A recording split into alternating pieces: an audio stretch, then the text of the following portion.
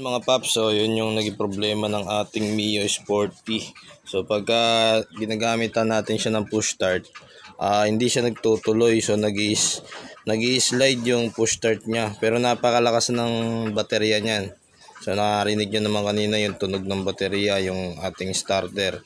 Napakalakas. Pero yung motor hindi pa rin umaandar. Pero sa kick, nakita nyo naman kanina, isang tadya ko lang umandar na. So dito magpapalit tayo ng bagong Bendix drive. So ito yung ating nabiling Bendix drive, bago yan. Ayun. So papalitan natin siya.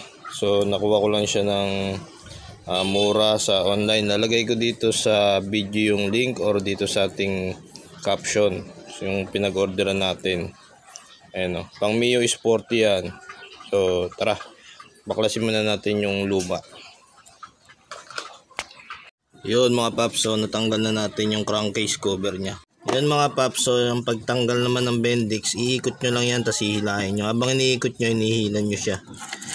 Yun. Tapos hugutin nyo na yan. Ayan na. So, ito yung ating lumang Bendix yan. So meron na siyang kaskas. Kung mapapansin nyo, itong pinakamagnet nya. Ayan, parang durug na. Ayan. So noong nakaraan kasi nilinis natin yung kanyang mga pin.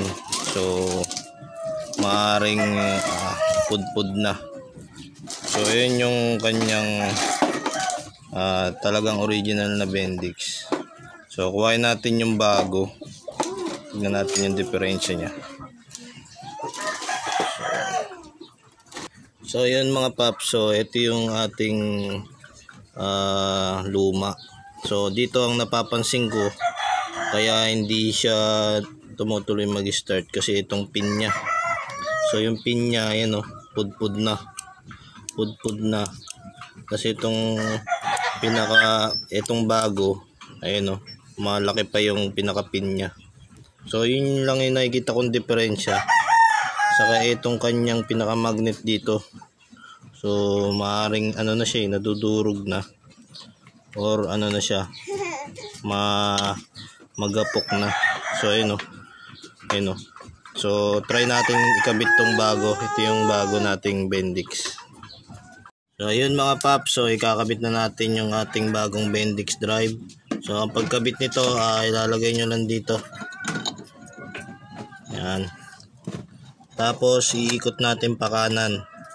Habang iniikot natin pa kanan, tinutulak natin para pumasok siya dun sa pinaka niya. O kaya pakaliwa, ayan. Pakaliwa. Okay. So naisalpak na natin ng maganda. So kabit na natin yung kanyang pinaka pulley. So ayan mga paps, so naikabit na natin yung bagong Bendix. So try na natin i-push start. So titignan natin kung andar siya kagad.